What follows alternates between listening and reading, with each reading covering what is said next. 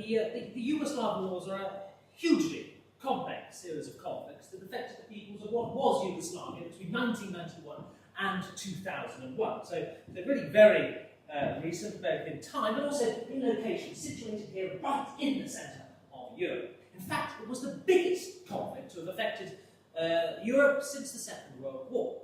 Now, back in 1991, Slovenia and Croatia declare their independence. The war in Slovenia lasts just 10 days, but then the Yugoslav army actually leaves Slovenia. Excuse me. Yes. Oh, sorry. I don't mean to interrupt, but I'm just trying to put it in perspective, okay? So for 2008. Okay? So for example, that this happens between Scotland and England, just for example. And the Scottish want their independence, and the English say no. So they go in with a British army, English army, into Scotland and begin to fight some ad hoc militia group or dad's armies with hunting rifles. Yes, no, I suppose it would be a bit like that, wouldn't it? The Yugoslav army leaves Slovenia, but then supports rebel Serb forces out of Croatia. The war in Croatia begins. Now, the cities of Vukovar, Dubrovnik and Osijek are devastated by bombardment. Neighbour turns against neighbour, relatives are separated, refugees flood in from the neighbouring war zones. What happens then as the United Nations enters the fray? What? Sorry.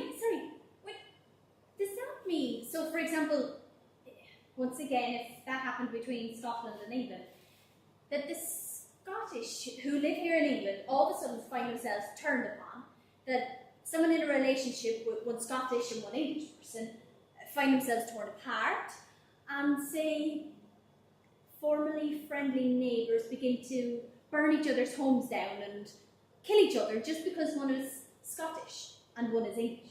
In a nutshell, yes, in a nutshell. But then the United Nations enters the fray. Macedonia and Bosnia declare their independence. The war in Bosnia begins. The Federal Republic of Yugoslavia is then proclaimed, consisting of Montenegro and Serbia. The United Nations imposes sanctions against them, but accepts Bosnia, Slovenia and Croatia as new members. Okay, sorry.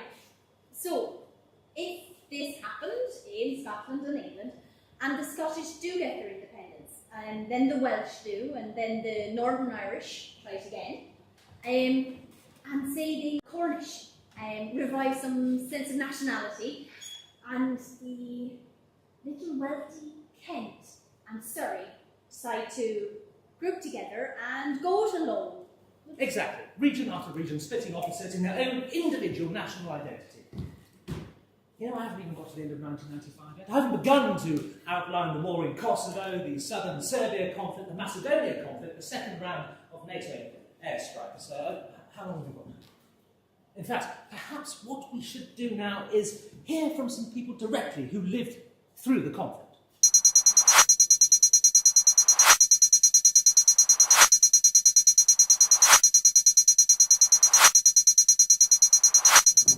March the 9th, 1991 was a day of enormous energy. The huge crowd had gathered in Freedom Park, primarily for freedom of the television. Yes, it was the first time that everybody from Serbia was gathered there, even though everything was done so that they would not gather there.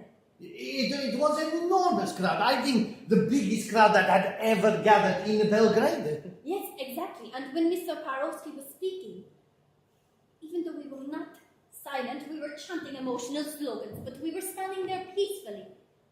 But all of a sudden, without any warning, a tear gas grenade fell into the middle of the crowd, and people just started to run. Because the police had surrounded the crowd, it was inevitable that there was a conflict where the two lines were meeting. Yes, exactly, and I felt as if Serbia was sinking into darkness and dictatorship forever.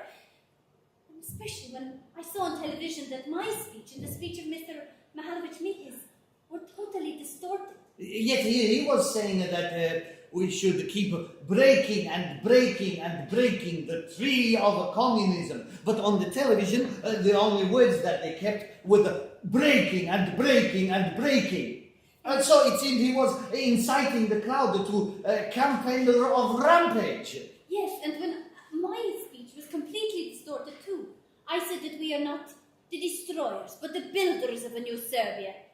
But once again they said that I was inciting the crowd to go out and destroy.